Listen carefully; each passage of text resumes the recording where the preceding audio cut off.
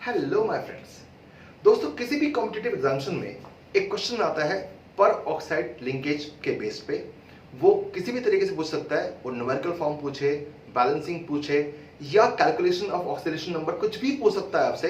But peroxide number पे एक question पक्का आता है। तो हम ये ढूंढते हैं कि परऑक्साइड लिंकेज हम कैसे पता लगाते हैं और कितने लिंकेजेस हैं वो कैसे पता लगाते हैं। आई रिपीट, किसी भी कंपाउंड में परऑक्साइड लिंकेज है या नहीं है, पहले ये पता करना है, और फिर अगर उस पर परऑक्साइड लिंकेज है तो कितने हैं ये हमें पता करना है। तो पहले बता दूं आपको कि परऑक्साइड लिंकेज क्या होता है।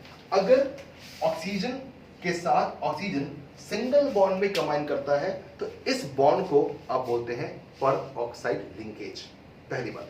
अब मुझे पता करना हो कि किसी कंपाउंड में परऑक्साइड लिंकेज है या नहीं है, तो उसका तरीका ये होता है कि मैं उस कंपाउंड में जो एक सेंट्रल एलिमेंट जो नॉर्मली होता है लीस्ट इलेक्ट्रोनेगेटिव एलिमेंट, उस पर जो चार्ज यानी ऑक्सीडेशन नंबर पता करूंगा थ्रू कैलकुलेशन। और अगर वो नंबर ज्यादा आए या कम आए या इक्वल आए तो उसके हिसाब से मैं तय करूंगा।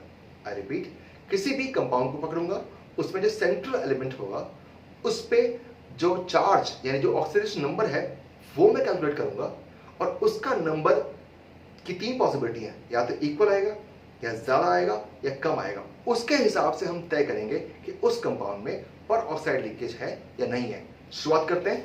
एक कंपाउंड आपके सामने मैं सॉल्व करता हूं, H2SO4, और मुझे ये करना हो पता कि इस कंपाउंड में परऑक्साइड लिंकेज है या नहीं है।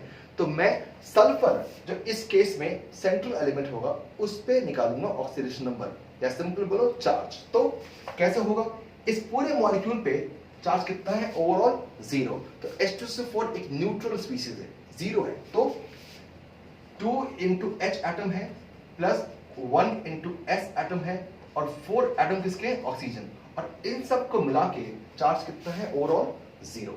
तो मुझे पता करना है कि सल्फर पे चार्ज कितना है। तो कितना करूं, 2 into H कर दो, इसको आप 1 into क्या ले लो, X, प्लस 4 into ऑक्सीजन पे charge is equal to 0। Solve करते हैं, 2 into 1 प्लस ये X हो गया, प्लस 4 into -2 हो गया, इक्वल्स टू 0। और आप सॉल्व करेंगे इसको तो X की वैल्यू आएगी +6। अब सल्फर मैक्सिमम कितने इलेक्ट्रॉन लूज कर सकता है, मैक्सिमम तो पता लगता है, it will be decided on the basis of the outermost shell electrons. Sulphur में कितने होते हैं, 6। तो मैक्सिमम कितने इलेक्ट्रॉन वो लूज कर सकता है, 6। तो यहां भी 6 है और मैक्सिमम भी 6 आ रहा है। तो dear, rule number 1, if the calculated oxidation number is either equal or less than maximum oxidation number, then no peroxide linkage possible। ठीक है, तो यानी इस कंपाउंड में कोई peroxide linkage पॉसिबल नहीं है। और इसका बेस्ट जो प्रूफ है वो हमें मिलेगा इसके स्ट्रक्चर से। तो अगर मैं इसका स्ट्रक्चर बनाऊंगा तो स्ट्रक्चर से आपको आराम से पता लगेगा कि ऐसा नहीं है। कैसे, H2SO4 यानी सल्फ्यूरिक एसिड का स्ट्रक्चर बन जाएगा ऐसे। तो आप देख सकते हैं कि इस कंपाउंड में कोई सा भी परऑक्साइड लिंकेज नहीं है। ठीक है, आगे चलते हैं। अब एक ऐसे कंपाउंड लेते हैं जिसमें चांसेस हैं परऑक्साइड के। 1 2 3 4 5 6 कंपाउंड से हम ट्राई करेंगे इन सबको करने के लिए। H2SO5 की बात करते हैं तो H2SO5 में सेंट्रल एलिमेंट हुआ सल्फर। इसका नाम है कारोस एसिड, कैरोस या कारोस एसिड। ठीक है, चलिए अब क्या करूं, 2 into 1 कर दूं, प्लस 1 into सल्फर को X मान लूं, प्लस 5 into ऑक्सीजन कर दूं, और टोटल कितना हो गया, 0 चार्ज। तो 2 हो गया, प्लस यहां पे X कर दिया, प्लस 5 into -2 कर दिया। ठीक है जी, ऑक्सीजन इक्वल 0, 5 2 10, 10 -2 8, यानी X की वैल्यू कितनी आती है यहाँ पे, बताइए कितना आ गया, 10। सॉल्व कर लीजिए, 2 प्लस X, ये कितना आ गया आपका, -10 इक्वल्स टू 0। तो X की वैल्यू आपकी यहां थी 8। ठीक है, 8 वैल्यू आती है।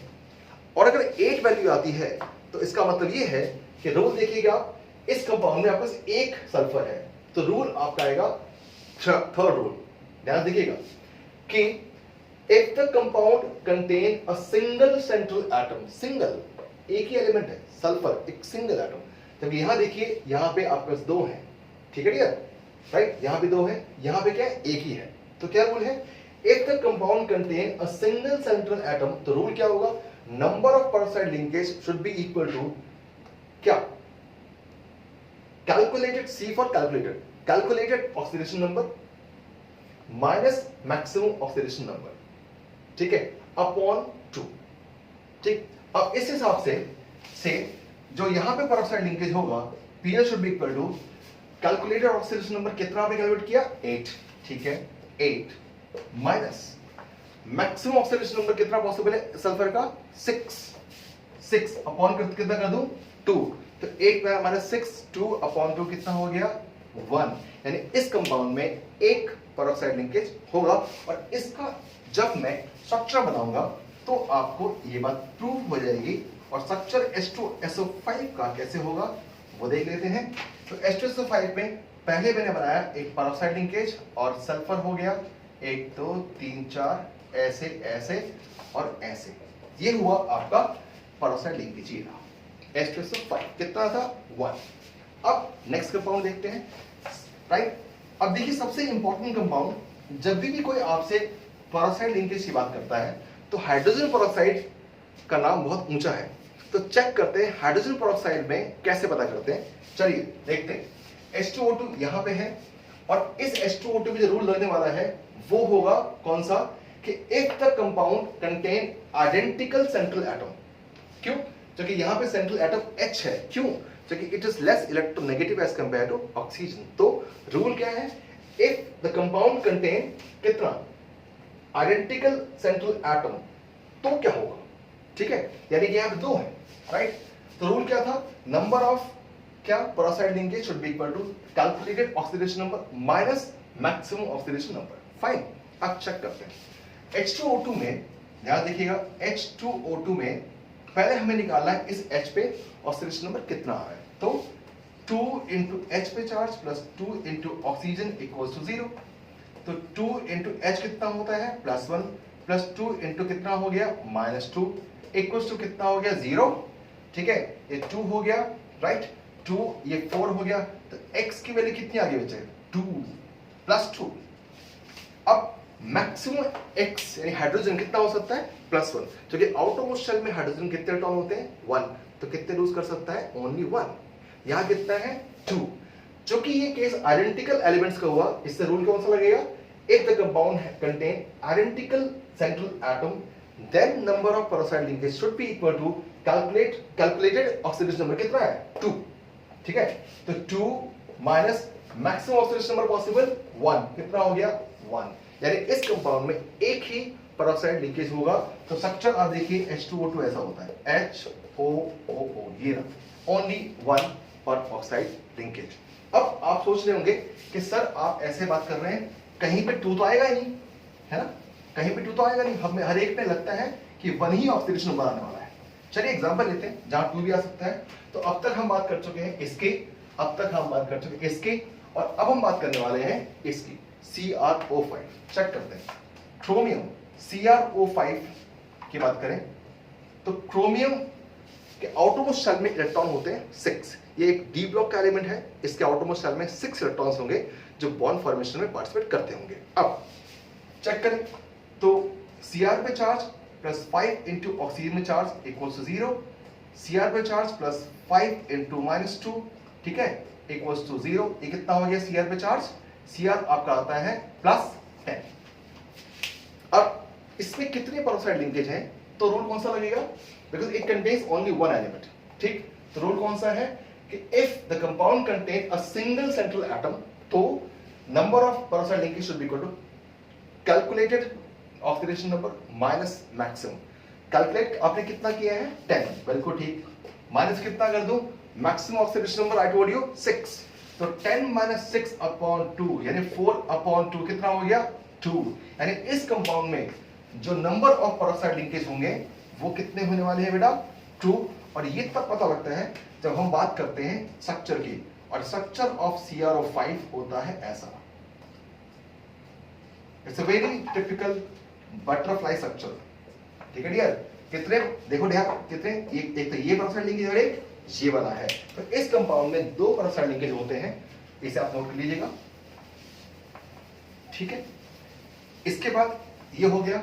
अब एक और देखते हैं, बढ़िया से कंपाउंड लेते हैं, हम लेते हैं आपके लिए कौन सा, HNO4, ठीक है, इसका नाम है पर ऑक्सोनाइट्रिक एसिड, अच्छा कंपाउंड है। चलिए देखते हैं, पर ऑक्सोनाइट्रिक एसिड में N है और हमें ये चेक करना है कि क्या इसमें कोई पेरोक्साइड लिंकेज है, हालांकि नाम बताता है पर ऑक्सो, राइट, इसमें होगा। चेक करते हैं, HNO4 में अगर आपने कैलकुलेट किया N पे चार्ज, तो H plus N plus 4 into oxygen equal कितना करूं, 0। H पे चार्ज 1 प्लस N निकालना है, सपोज X मान लो, प्लस 4 इंटू आपने -2 कर दिया इक्वल टू 0 हो गया। अब आप चेक कीजिएगा X कितना हो गया, 4 इंटू 2 कितना हो गया बच्चे, 8, तो ये हो गया 1 plus X minus 8 equal to 0, -8 equal to 0, यहां जाके 8 हो गया, -1 कितना हो गया, 7, X की वैल्यू कितनी हो गई, 7।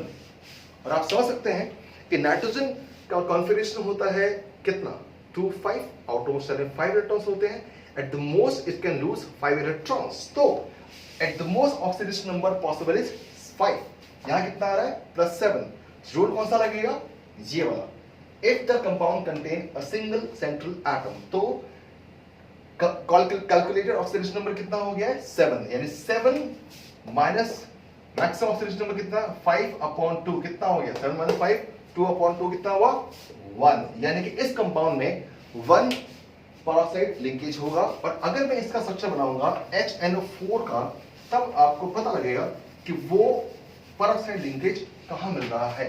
तो HNO4 का स्ट्रक्चर होता है माय डियर ऐसा, ऐसे O और OH, ये आपका हो गया HNO4 और ये रहा आपका पेरोक्साइड लिंकेज। ठीक, नेक्स्ट बात करते हैं, नेक्स्ट कंपाउंड पकड़ते हैं हम, और नेक्स्ट कंपाउंड में आपको हम बताते हैं, ये हम काम कर चुके, अब बताते हैं H2S2O8, इसमें क्या होगा, राइट। तो H2S2O8 में 2 सल्फर हैं, तो रूल कौन सा लगेगा बेटा, rule number 4, compound containing identical central element. चलिए पहले पता करते हैं कि H2S2O8 में जब आप कैलकुलेट करोगे तो S की वैल्यू आएगी +7, मैं कर चुका हूं, ठीक है, +7, राइट। और अगर +7 है तो मैक्सिमम कितना आ सकता है, +6, और अगर ये +7 है, मैक्सिमम आ सकता है +6, तो आप समझ सकते हैं कि इससे भी पेरोक्साइड लिंकेज होगा। रूल क्या होगा, देखिए, compound contain identical central atom, तो कैलकुलेट ऑक्सीडेशन में कितना हुआ, +7 माइनस कितना हो सकता है, 6, कितना हो गया, 1, तो 1 पेरोक्साइड लिंकेज इसमें होगा। और इसका आपको प्रूफ मिलता है when we make the structure of H2S2O8, तो स्ट्रक्चर क्या बनेगा, O single bond O, S double bond, यहाँ पे S डबल बॉन्ड, ये डबल बॉन्ड, ये O, यहाँ पे H, और यहाँ पे O, यहाँ पे H और डबल बॉन्ड O। तो इस कंपाउंड में भी एक ही पेरोक्साइड लिंकेज है।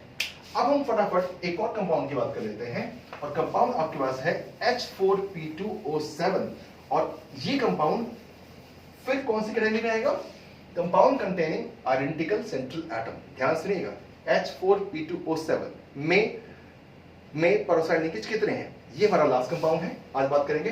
तो अब इस कंपाउंड में H4P2O7 कितना, 4 इंटू H पे charge plus 2 into phosphorus plus 7 into oxygen equals to 0। तो सेंट्रल एलिमेंट ये है, 4 इंटू +1 हो गया, प्लस 2 इंटू एक्स मान लो, प्लस 7 इंटू O पे चार्ज होता है -2 इक्वल्स टू 0। अब आप निकालो उसको, कितना आ रहा है बेटा, ये आ गया 4 प्लस आपका 2x प्लस आपका कितना -14, 14 उधर जाके इक्वल्स टू 0, ये उधर जाके आ जाएगा 14 और ये -4 कितना हो गया 10, और x कितना आ गया इसमें 5। तो अगर यह 5 आ गया, ध्यान से लेगा, तो x की वैल्यू यहां पे आती है 5, यानी कि इस कंपाउंड में पेरोक्साइड लिंकेज नहीं है। ठीक है, तो अगर पेरोक्साइड लिंकेज नहीं है तो इसका जो स्ट्रक्चर बनेगा कैसे बनेगा वो प्लान कर लेते हैं। H4P2O7 का स्ट्रक्चर आप बनाएंगे, और आप बनाएंगे ऐसे, क्या P एक है, एक और P है, H4 है, तो इसमें 4 OH होंगे, एक OH इधर, एक OH यहाँ, एक OH यहाँ और एक OH यहाँ पे, और एक डबल बॉन्ड ये, एक डबल बॉन्ड ये और ये ऑक्सीजन। तो डियर देखा आपने, it is very easy to identify किस कंपाउंड में पेरोक्साइड लिंकेज है, और अगर लिंकेज है तो कितने हैं। आप इस वीडियो को दोबारा देखिएगा तो आपको मजा आएगा। Thank you so much for watching my dear, take care.